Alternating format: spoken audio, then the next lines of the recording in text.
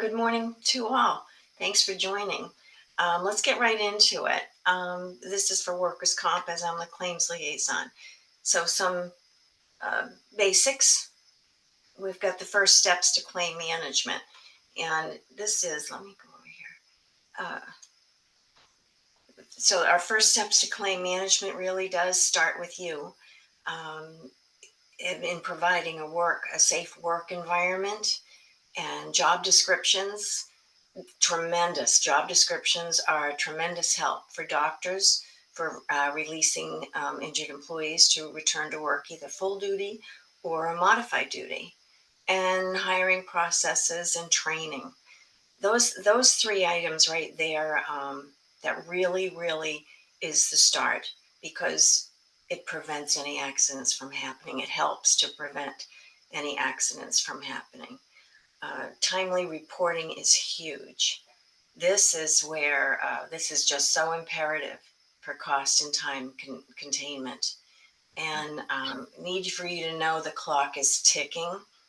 As soon as you have knowledge that there has been an accident or incident that involves an employee,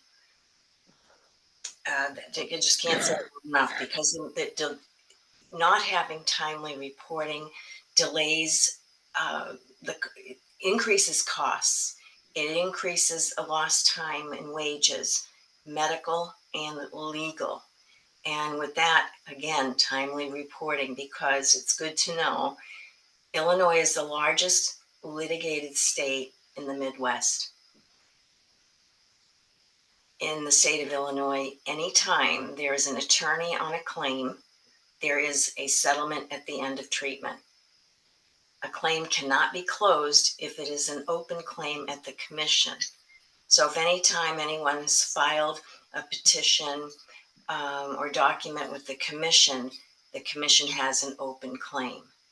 And if that's the case, one of two things must happen: settlement of the claim with approval from the commission, or dismissal by the commission.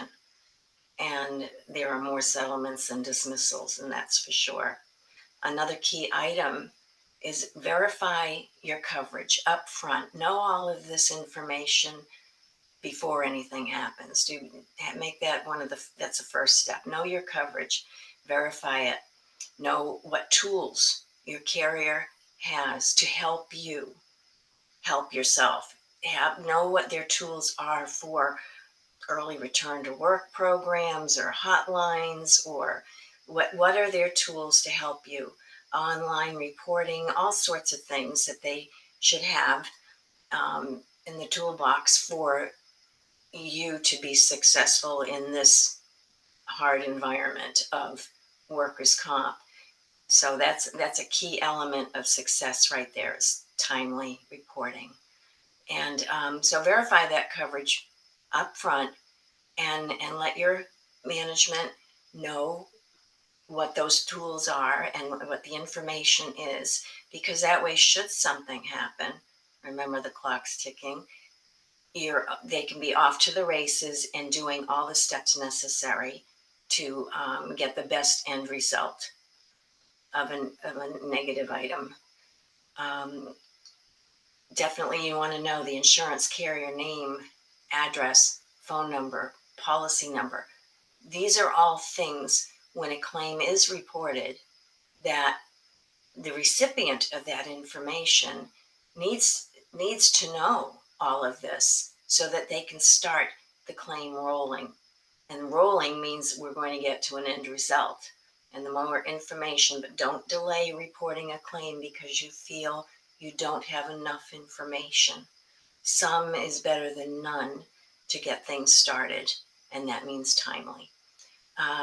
Know what to do when an employee is injured, who to and how to contact to get all in motion. Know who the medical provider, which is also MPN, is with the carrier that you're with or you choose. Know who that MPN is for. Know also too the urgent care facility and the hospital location closest to your location or locations. That's something else that location management needs to have at the ready should anything happen. Of course, we all don't want anything to happen. And what if it's a one time in a policy period, or one time in 3 policy years? You might not know where all of this information is readily. So make it known and have it known just where everything is, so they have a go-to as soon as they hear. Um, and ask the injured employee, would they like medical care? Do they feel they need medical care? If so, offer that. Um, the worst thing to do is to make an employee feel like a criminal, and just take care of them, and they will feel cared for, and less so believe the bulletin boards that are out there, and the billboards, and the social networking, and all of that your employer doesn't like you, it doesn't love you, it's the enemy, so get an attorney. We don't want that. Not a good item. So at the time too, when you're hearing about these things, gather as much information about the incident or accident, the date, the time, the location. And the location doesn't mean, the walk-in, or the end of the bar, or in the dining room. The location means, that's good information, by the way, but the location does mean the physical address and zip code, if possible, of where the location was that this took place. Keep the communication open. Communication's key. Keep the communication open with the employee and the carrier. This information it's essential. Gathering all this information, it's essential in determining the AOE/COE that's arising out of in course of employment. All this information can be forgotten, or a lot of it can be forgotten. So while the oven's hot, it's best to gather as much information as possible. Modified duty is another item that's huge in reducing the cost of a claim. Its availability is essential, again, in reducing costs, lost wages, litigation. It also keeps the employee present, helps to keep the door of employment open, and keeps costs down and promotes a successful return to work. Successful return to work is further cost savings, because you're not having to be understaffed while they're out. You're not understaffed while searching for a new employee and then having to train them. You already have an individual that's been working for you, has been trained, has developed camaraderie perhaps with customers and coworkers. There's a lot to be said about getting the injured employees back into the door successfully of full duty. Please know, the modified duty does not need to be within the job of injury. Modified duty is temporary and can be reduced by hours or days or wages, and we go from there and then get them back into that full duty spot.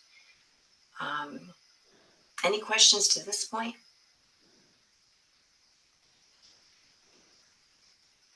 Okay, I do want to give you the heads up too on average weekly wage.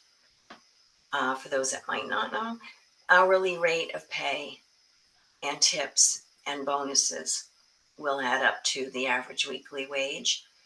And TTD, temporary total disability, is 2/3 of the average weekly wage in Illinois. And Illinois minimum, so even if they work 1 day a week and if they make, say, $200, the minimum the state of Illinois pays while an employee is $400.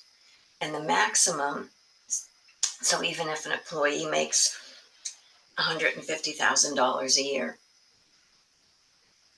maximum that the state of Illinois pays is $1,900 $36.86. This is something that is adjusted by the state biannually every January and every July. The waiting period for any time out without wages is 3 scheduled days. So if you have an employee that works Monday, Wednesday, Friday, those 3 days for the minimum waiting period is that Monday, Wednesday, Friday, not Monday, Tuesday, Wednesday. And the TTD is retro after 14 scheduled days.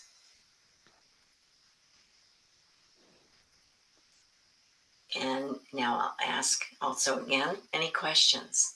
Did I miss anything that you were looking forward to hearing today? Lynette, did you want me to advance the slides here?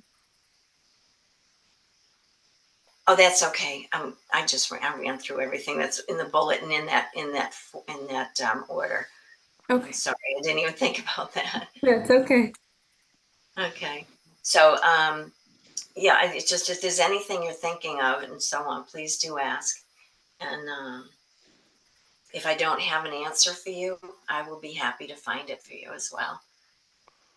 And just as a reminder, if you have questions, you can post them in the chat or you can come off of mute and ask them. Right. And if you don't, I have a to-do list for you today. 1, be awesome. And 2, go back to number 1. Wishing all a great day. Thank you, Lynette. All right. Mike, are we up next or? I'm ready. Yes. All All right. right, let's go. I'm here to talk about everyone's favorite thing, audit. Which usually it's the thing people want to avoid, but it's something that has to be done. First up, good morning. Uh, Nice to talk with people from my home state, my former home state. I'm originally from Joliet, Illinois, so it's always nice to deal with people from Illinois. Um, um, w- um, what is a premium audit? It's really just an examination of your labor records.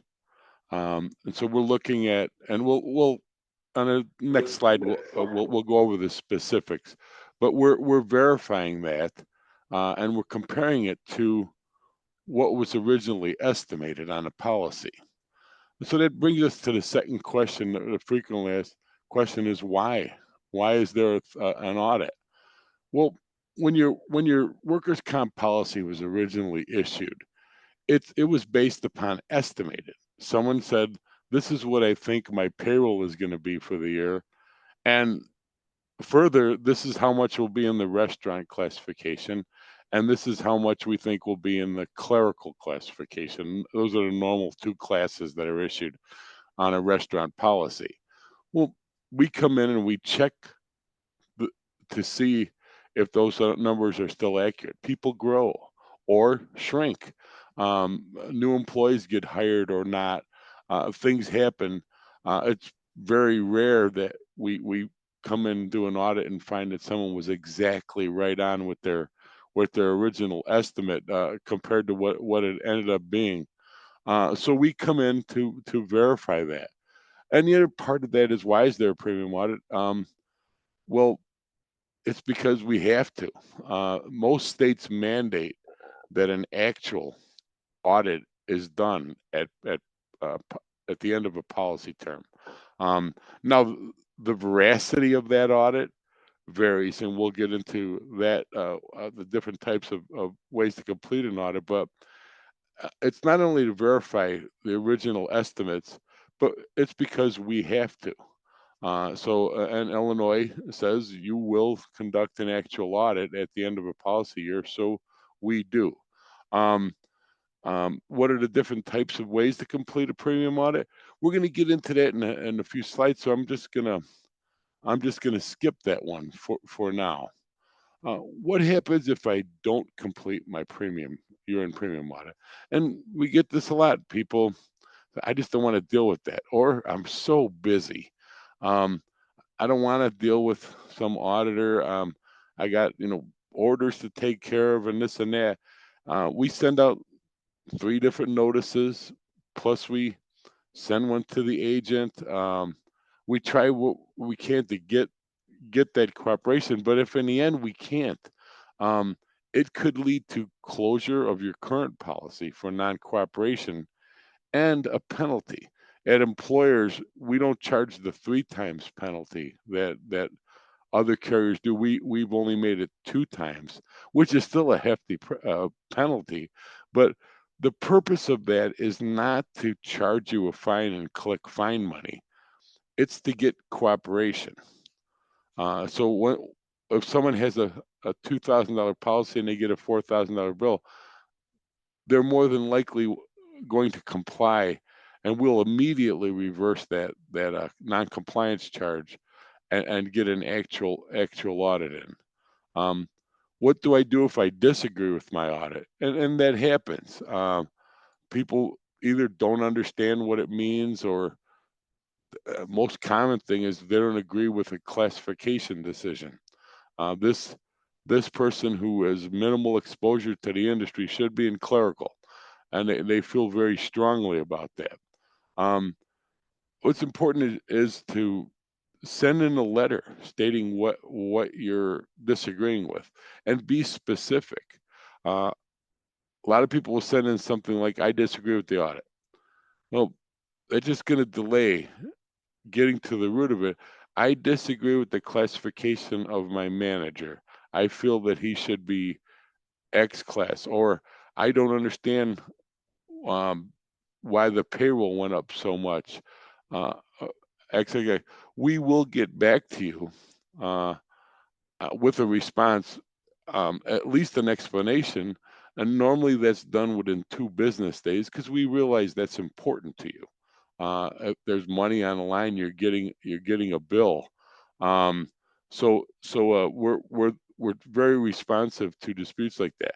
Now, in the worst cases um, that happen, uh, your agent can file a complaint with the Illinois Workers' Compensation Board, and you can have a third party actually hear a case. Those are very rare. They usually involve very, very complicated matters. Normally, disputes are resolved at a much lower level, but that would be the next option if you didn't get satisfaction with a response from employers for a dispute. By the way, we have very few disputes at employers. About little less than 1% of all of our audits. We had 160,000 last year were disputed. So that's a pretty fantastic number. We try to get it right the first time. Um, and then, of course, the frequently asked question is, what happens after the premium audit? Depending on the results of the audit, you're either going to get a check for a refund or bill an invoice for a charge. Um, that really depends on the veracity of what you originally estimated your premiums to be, or reported, and if you're in a case of a reporting plan, compared to what we find at final audit. You'll get an invoice, though, that it will detail the amounts we found when we did the final audit. So let's go to the next slide. All right. I wanted to go over some of the records that might be needed when you're doing your premium audit. Um, a payroll summary by employee, including the total gross wages for the policy year, is important. It's the policy year that's important, because not all policies end on a clean quarter. So your payroll summaries from your QuickBooks or wherever you use, from 115 to 115, would be a key report for us to get to know what the total payroll was. Now, we verify that at audit. We compare it to your quarterly report filings. You have both your state filings and your federal quarterly tax reports filings, and we could use both of those uh, to get information. The federal quarterly tax report more easily identifies tips, so that's something that makes it pretty easy to look at. And the payroll summary we asked for, we want what was the annual salary for each employee? What was the total for the policy period? And then we look for things that are excluded from payroll. So when we're doing the audit, we get the payroll, and then we start subtracting things like the premium portion of overtime or the premium portion of double time. In some states, vacation pay is limited. Um, Tips are excludable. Uh, and then depending on what state you're operating, some sorts of sick pay or severance pay may be excluded from that total. So we'll subtract those totals to to get the basis for developing premium. In workers' comp, you take the payroll, divide it by 100, and multiply it by your rate, and that's how you get the premium paid on a policy. There's also other rating factors issued by underwriting. It's fairly simplistic version I gave you, but it's really that's what it is. Payroll times rate equals premium. Uh, let's go to the next slide, Teresa. All right. So the different types of audits we do. I remember at first I said, well, we have to do an actual audit, but the robustness of that audit depends on other factors. Uh, at the size of your business, how complex your policy is, what industry you're in. We're going to spend a little bit more time on those complicated construction policies than we're going to spend on most restaurants. So one thing, one of them is just a voluntary audit. We send you an audit form in a mail.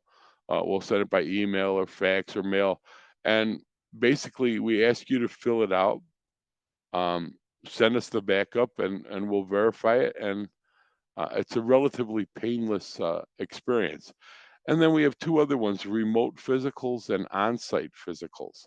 On-site physical speaks for itself. We're sending an auditor to go to your site, and they're going to specifically look for things at your site.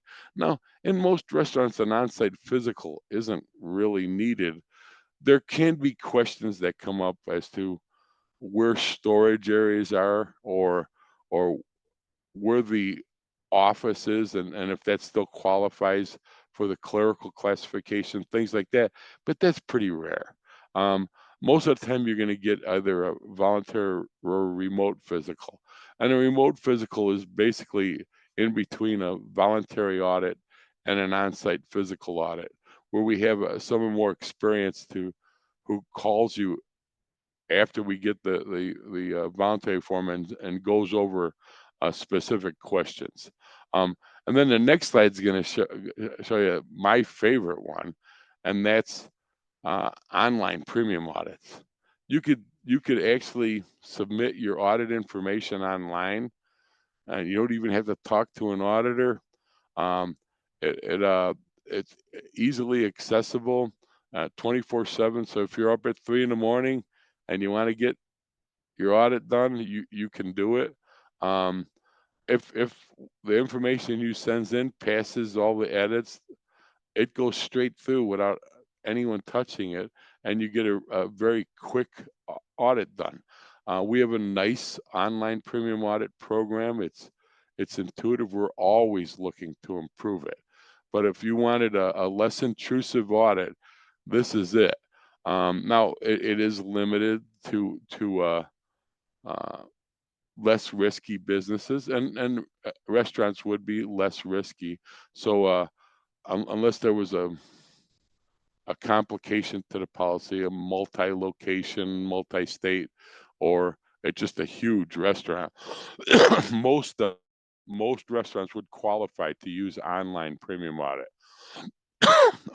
But basically, it is a self audit. Now, I will say this: we still get protests for people who do online premium audits. They're basically contesting their own audit that they voluntarily did.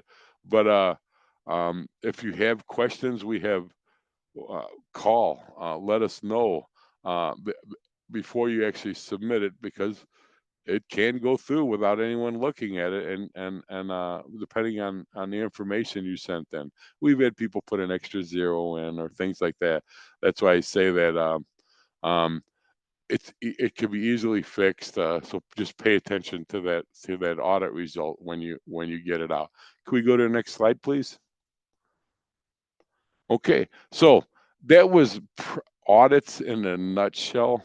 I didn't really get into classification, depending on um, the crowd. I'm willing to answer any questions regarding that. But does anyone have any questions about premium audit? I actually have a question about the workers' compensation, if it's okay. Sure. So 2 weeks ago, I had an employee inform me that he was hurt at work. I encouraged him to have it checked out, go to a doctor. However, as far as I know, he has not as of yet. I'm just wondering, what are my next steps as an employer? I know you had a checklist there, encourage him to go to the doctor, which I did. Um, but he has not apparently. So what are my next steps given this? Well, I would ask first if you've reported it to the carrier. Okay, so I should report it to the. You really should, because if nothing does go any further, that could be a record only, or a med only, zero paid. It's not hurtful. The thing would be hurtful is if he's out there not knowing what doctor to go to, and you don't have the medical provider list maybe in front of you. So what you need to do though is find out, so that you have it going forward, that should an employee come to you and say, I've been injured, or you've heard that somebody's been injured, have an urgent care facility readily available that you would send them to, that's geographically desirable to your location or the location. And that is far less money than an emergency room. What you don't want is having employees treating an emergency room like a walk-in clinic, because that's again a lot of money. Even though Illinois is a fee schedule state, it depends on how much things can be adjusted to reduce those costs for you. But that's a key thing, report them, because that could be just an incident only. But what if, he goes to a doctor that's not in the medical provider network? We don't know if that doctor is going to just continue treating forevermore, or if he treats, gets well, the patient, and releases the patient to return to work when appropriate. Okay, thank you. You're very welcome. Thanks, Lynette. We have another question. Are there ways for businesses to lower their workers' comp insurance costs? Yes. In the sense of, from the claim standpoint, I would say yes, by number one, timely reporting, and knowing up front, like I just said, knowing where your urgent cares are and your hospitals are that are convenient. You could have contact with them ahead of time and saying, I've got X number of employees under the work roof, and if anyone gets injured, this is where I'd like to send them. First of all, check to make sure they're on the medical provider network of the carrier. And also, what carrier, in choosing a carrier, know what they have available to you to reduce your costs. Do they have an early return to work program? Do they have an online reporting system? Do they make it easy for you to know what your next steps are for if something happens? And that's also key. The communication between a claims adjuster and the employer, very important, so that we know what's going on, you know what's going on. And was there a return to work slip? Did it have any restrictions on it? That sort of thing. And does the injured employee have any needs to get him better? Is he getting the crutch or crutches that he needs? Is he getting, the physical therapy that he needs? Or she needs, I shouldn't say he or she needs. And all those tools, but be in contact and learn what those tools are and work with what we have to work with, which is always the state and it's the laws. And we know that workers' comp it's three primary points to me: is the law, the medical, and the wages and legal. So get them back to pre-injury as soon as possible with the best medical care. Yeah. So everyone who's a restaurant gets the same rate in every state, original same rate. It's all an even playing field at the beginning. Um, to distinguish premium wise from one another, Lynette hit on being paying attention to workplace safety. If you have a lower experience modification, then you get to apply that against the rate that everyone else has to pay on and actually pay less premiums.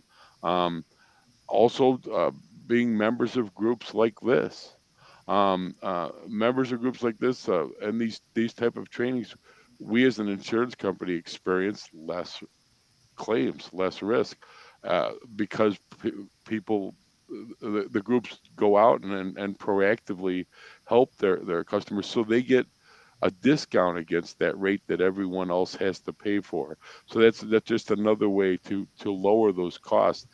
Keeping safe and keeping vigilant about it are the main ways if you wanted to distinguish yourself and lower your premiums compared to someone else.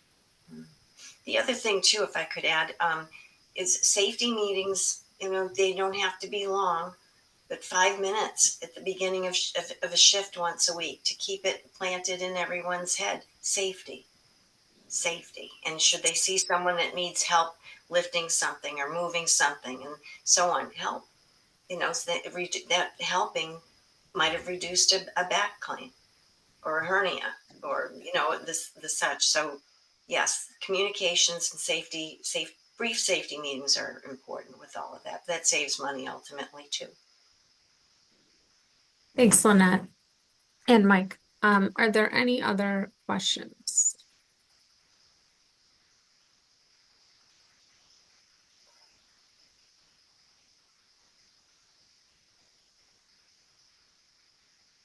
All right, well, any last closing final thoughts? Thanks for giving us the opportunity to talk with you. If you have any questions, I'm always available. I know that Teresa's going to give out my email address at the end of this, so please contact me. Yep, following the conclusion, I will send out the recording, the deck, and contact information for Lynette and Mike. Great, thank you. Yes, and please thank you everyone for joining today and letting us share part of your day. All right, thanks everyone. Have a great day. Thank Bye bye. you. Bye bye.